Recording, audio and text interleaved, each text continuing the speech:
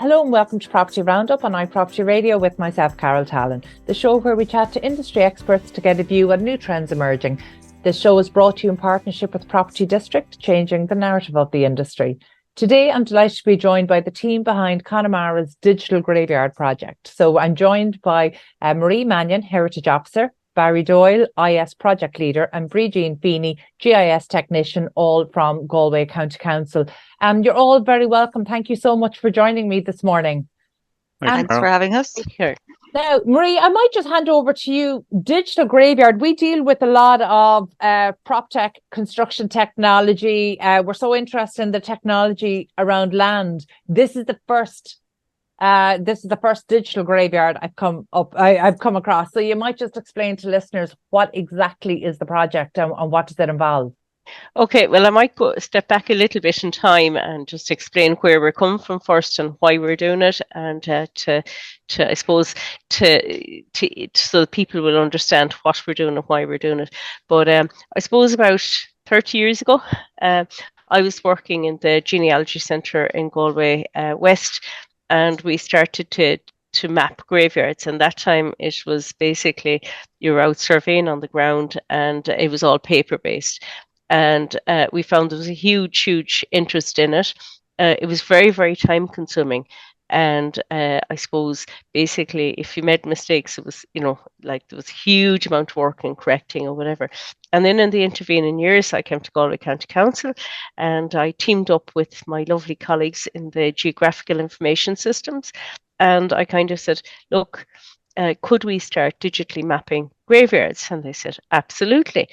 So then we kind of, I suppose what they needed from me was a schema to know kind of what it was we wanted. So because we're starting off and there was nothing really here that we could see, the nearest place we could see something was America. The States. I had seen systems like this in the States. So basically went through with the GIS team at the time and just said, look, we really want people to be able to find their ancestors, whether it's for, kind of say the people living in Ireland or the diaspora. Diaspora is hugely important for a county like Galway, because when I ran the genealogy centre, I used to see people coming in constantly trying to find graves and having huge issues and huge trouble. So basically, I suppose we worked on a schema and we developed up a system, but there was still a huge element of paper involved and the number of processes. There were probably about 10 processes, checks, cross-checks.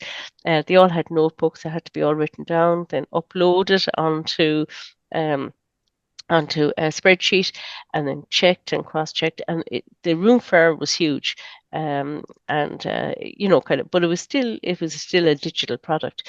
So then fast forward to about 3 years ago, and we had a conversation again to say, well, technology has really moved on, and enters Barry into the fray, and Barry said, well, yeah, definitely we can look at kind of creating a new platform to digitally, for the digital mapping of graveyards, and one that wasn't going to be so labor intensive. So I suppose the big thing then was we had to use a system that, because we and the local authority, as you can see, there's only 3 of us here.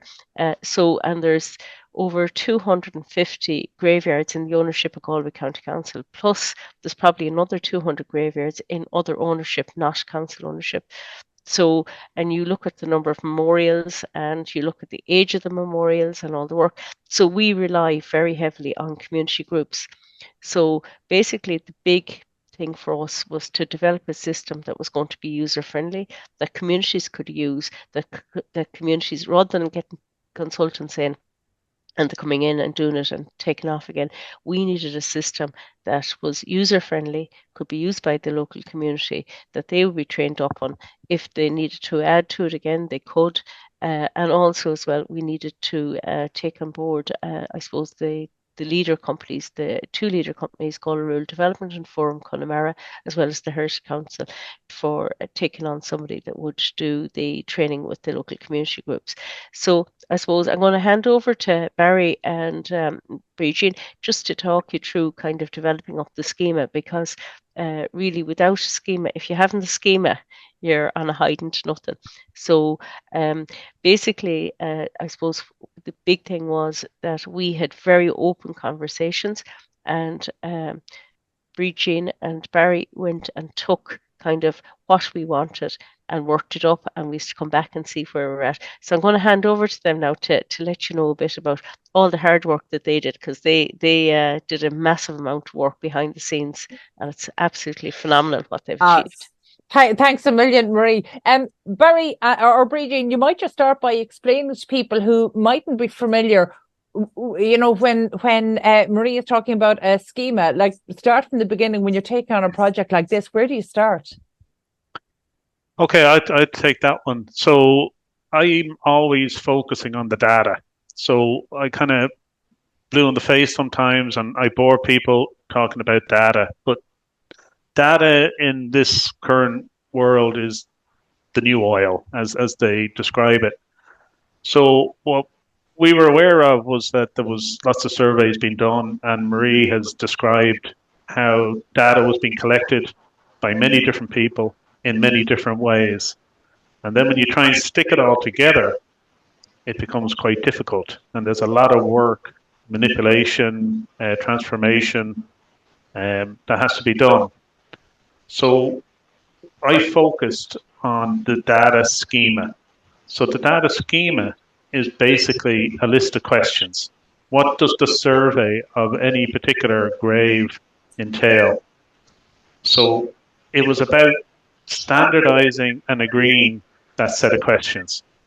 So that involved working with Marie, Bridin, and also the people who were carrying out the surveys.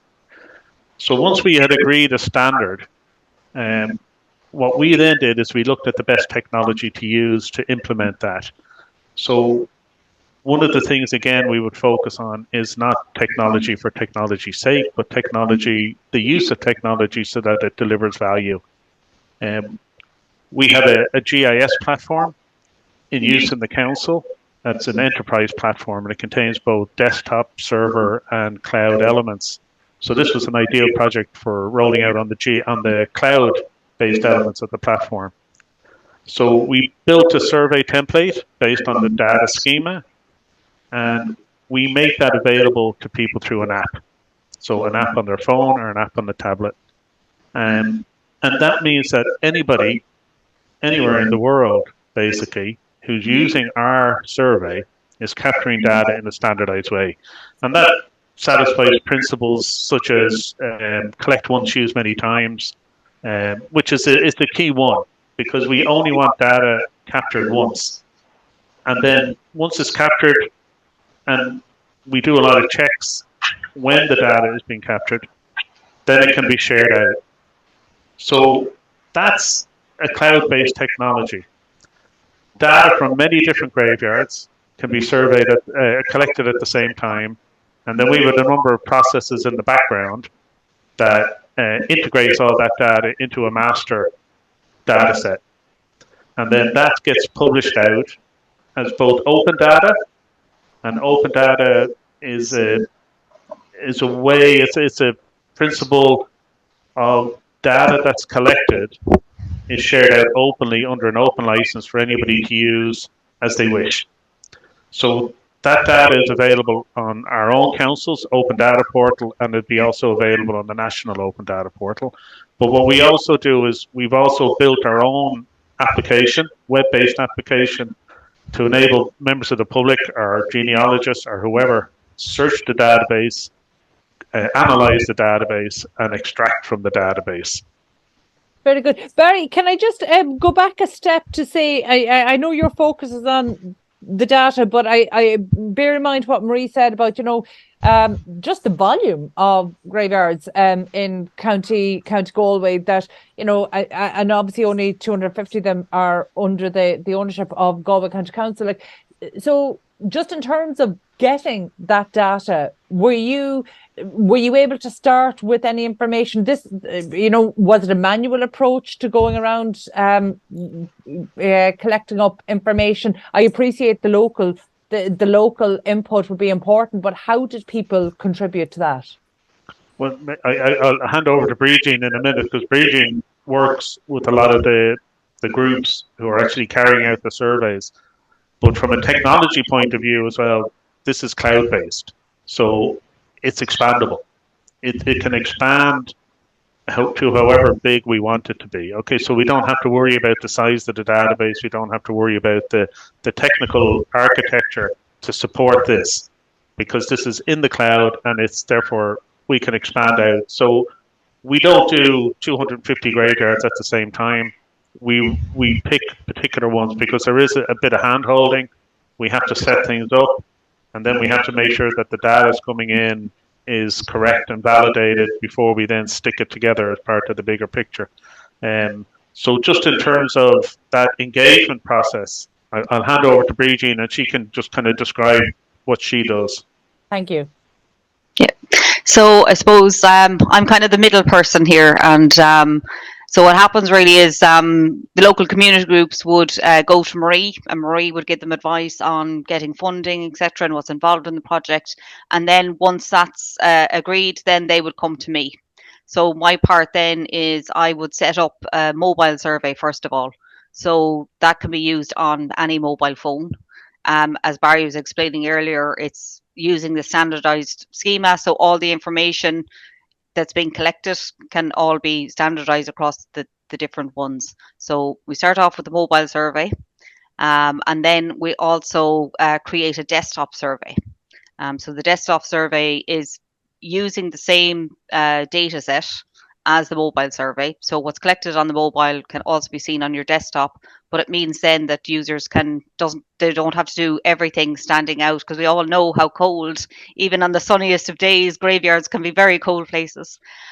So basically what we found is that they go out and they would collect the basic information. So the location of the grave, the surnames, and some of the basic information that's easily visible on the memorials. And then they'd also take a picture, and that means then they can go back in on the cold, wet days and sit in their nice, comfortable sitting rooms with their laptops out and a cup of tea, and then they can fill in all the rest of the information. So we also have...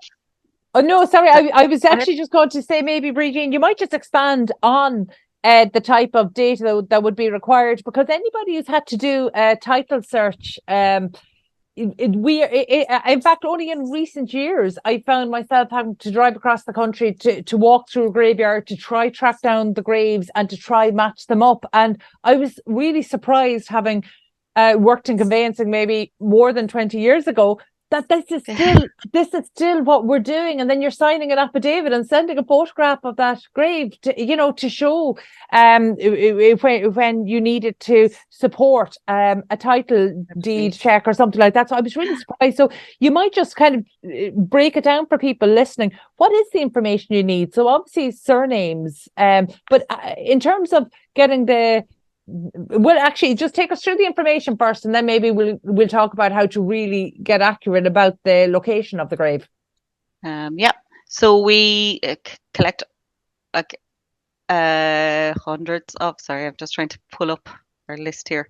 All the basics. So everything that is on the memorial is basically collected. So names, surnames, date of births, date of deaths, ages, any information that is on the memorials is being collected. So of course that information won't be on every single memorial, but if it's there, it's being collected.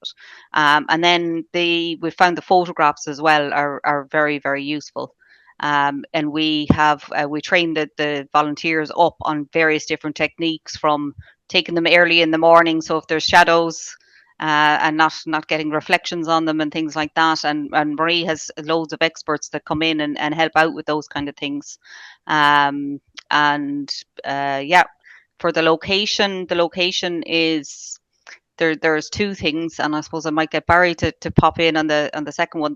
The first one is the location is just taken on the mobile phone. So of course can be, it depend on the device, and it could depend on the day, and depend on, like, some of the graveyards are quite remote. Some of the ones we've done out in the West Connemaras, they wouldn't have the greatest of mobile signals out there. But the good thing is that for a lot of the graveyards, we have done drone surveys as well.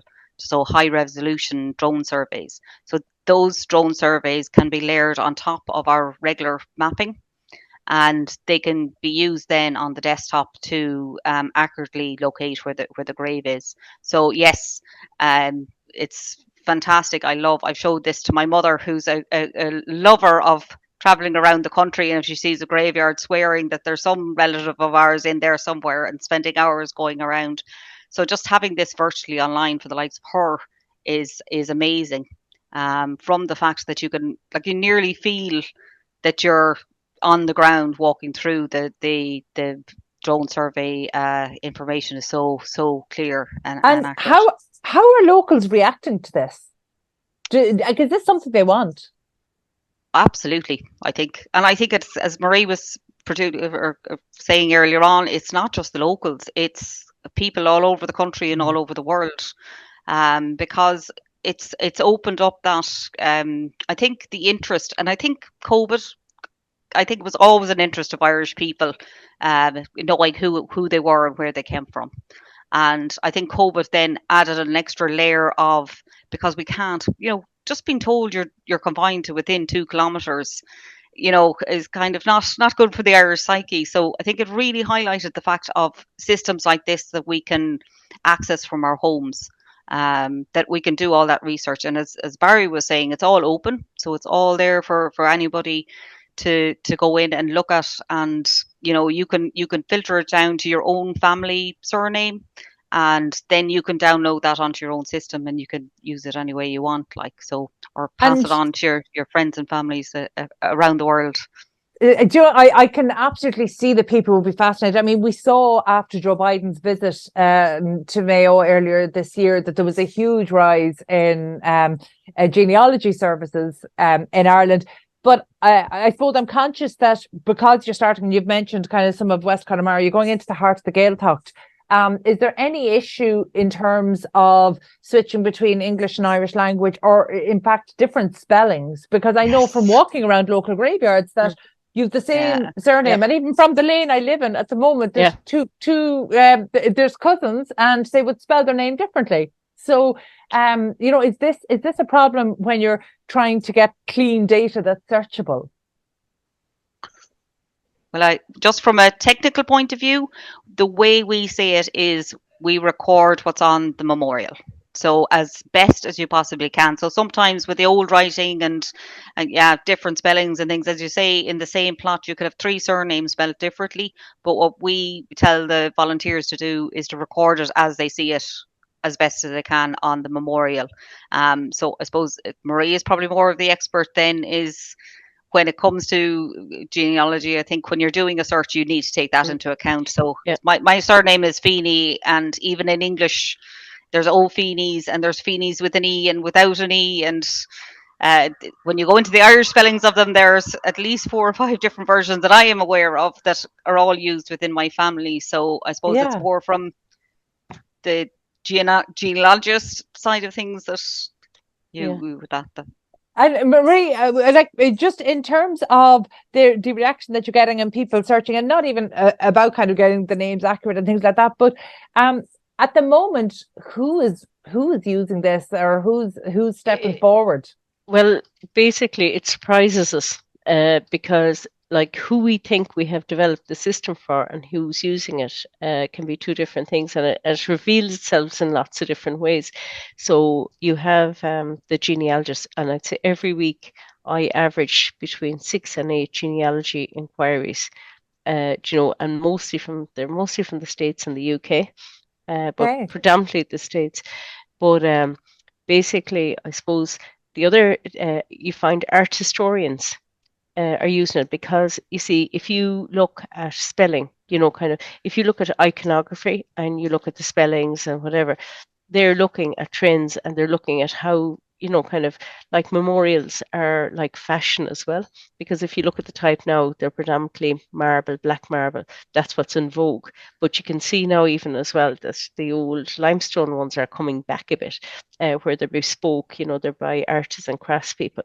But basically it shows a style, and so art historians use it. It's used for teaching in schools. The third level colleges use it. And a priest actually told me a while ago that some of his congregants that weren't able to go to the graveyard, to say prayers for the loved ones, were getting family members to pull it up online and to pay the respect. But also as well, you have a lot of anthropologists, you have social historians, because you can, and Barry will probably tell you a little bit more about this, but you can pull it up by date. You can see how many people died in a particular year. You can see what months people predominantly died in. There's so many uses. For example, in Nuclear Art as well, in Nuclear Art Heritage, they started putting up memorial cards to go with, there's a whole, they put on we have a section like on our schema called Other. So if people come across other information, they can upload it. But the real important part of this is we spend a huge amount of time and resources training people on how to do it properly. And not to put down what they think they see, but they have to put down exactly what they see. If they come with additional information, say, for example, they know the townland in which the person comes from, and it's not on the memorial. They're allowed to put it in, but they're allowed to say that where they got that information, and that has to be verified locally. That's actually a really interesting one, because I was thinking about that when I was walking around the graveyard when it was families. It wasn't my local area, so I wasn't familiar with the family. So I saw surnames, and you can think they're connected, or sometimes you see surnames with different spellings and you don't think they're connected, and actually both can be incorrect. So local knowledge goes a long way, but how accurate, how dependable is local knowledge if you're going back a couple of generations? You have to be extremely careful. So it's only verified, and we get people to sign that they have that information is correct, and we usually ask them it has to be signed off by at least 2 people, and usually they have to be family members. So we're very, very careful about and that's shown actually in a different, like what you see on the memorial and what you see on the what you see in the memorial and what the end product. You have to be able to distinguish where information came from other sources. So we do that as well. So like the standardization and the quality control is really, really important. So in order to do this properly, we have a lot of, like, say, we would work with the leader companies in Galway, like Galway Rural Development Forum, Connemaras, also the Heritage Council, kind of in where they we would kind of recommend kind of various training the community groups would undergo, so that they're not just thrown in the deep end and don't know what they're dealing with. So there is a lot of training, and we have resources as well. We have genealogical resources available, and we also have we have publications, and we have videos on how to read the iconography, how to read the various elements of what you see. And then coupled with that as well, we're digitising townland, information on townlands, like the 1901, 1911 census, Griffith's valuation. So basically there are other resources. So that combined with the graveyards is providing a huge, huge resource. It's a colossal resource. We know from hits on the website or on a system, and even in the past, that it's been huge, like it's been used widely. But we don't, medical people studying medical science and medical history may also be using it, social scientists. So who we know are using it, we're all the time, it's like an onion. It kind of, we only find out when somebody contacts us. So that list keeps growing, but also the people making, the memorials themselves, they find that useful as well. Say that they're making livings from graveyards, and there are people. So it's not just genealogists that are interested. It's a myriad of people for a myriad of different reasons. I might throw you back to Barry as well, just to talk about the drone element, because definitely, that element is fascinating. And Yeah, No, I definitely want to hear more about that. But in terms of the type of people using it and the art historians, one thing we've seen is that actually when you're designing a solution, particularly something that's community based, but really almost any technology, you're usually designing it with a use case in mind. But actually, when people get familiar with it or get familiar with the resource, they use it in lots of different ways we didn't intend. And that's a really interesting one. So, Barry, I do want to hear more about the drone side of it, but first, you might just talk me through, like, as the IS responsible for the IS project, overseeing this, in terms of, Marie mentioned there, the different types of headstones and memorials that would be used. Some of them have not weathered as well as others. So when I see, anybody who's walked around a graveyard will see that sometimes you're really feeling to try get the letters or to make out the dates. So some of them, will have faded. So how are you accounting for that in the project? Also, and I suppose in a similar vein, when Marie mentioned there's kind of an other resources category, from a project point of view, how are you accounting for that when you're pulling the information together and I suppose designing this for multiple uses? So I'll probably bore everybody again by talking about data schemas again, but I'm not an archaeologist. I don't go out and do any surveys. I've never used the app in anger in a to carry out a survey of a graveyard. But the people who are doing that are the people who are trained to complete the survey. So the survey is just an app with a set of questions. But what they have to type in is something that they have to interpret, that they use their skills, that they liaise with archaeologists and specialists.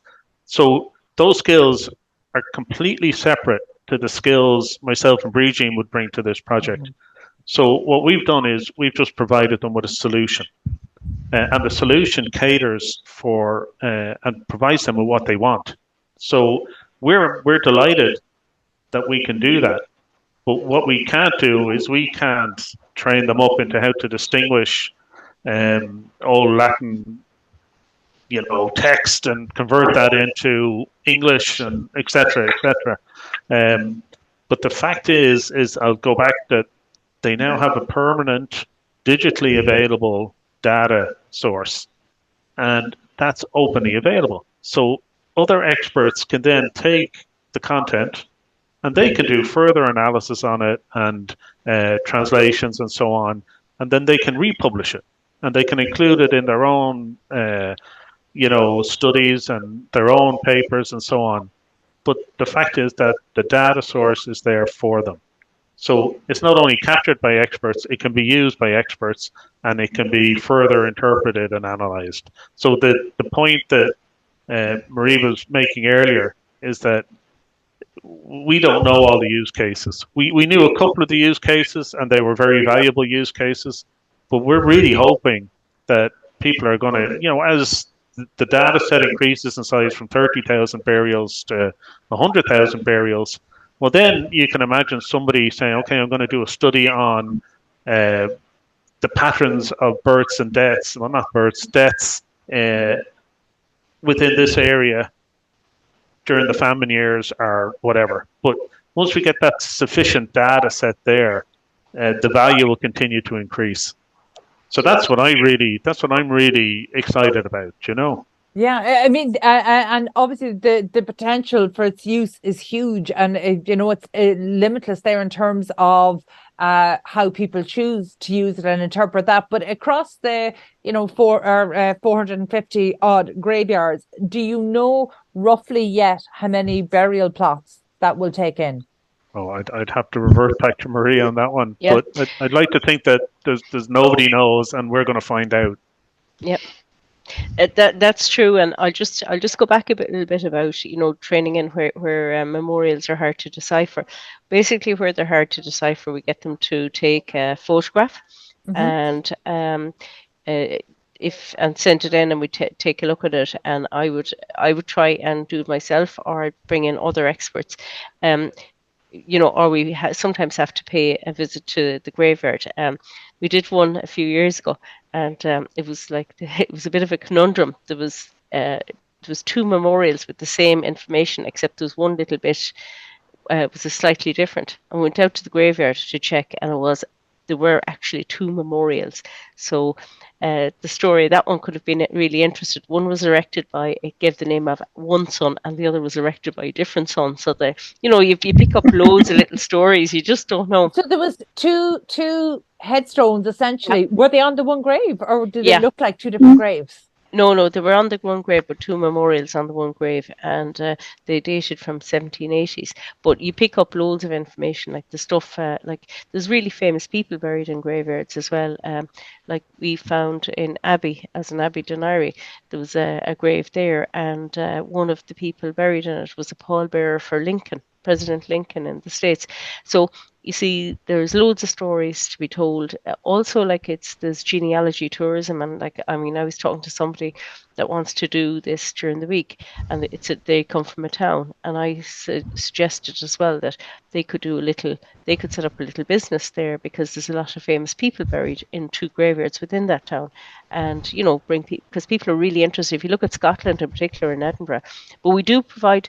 Just go back in. We do provide a lot of training, and we do try our best. Sometimes with the best will in the world, you can't. We've used a bit of photogrammetry as well for some. Kind of like where you're kind of looking at it in like in a different way, and sometimes that does work, sometimes it doesn't.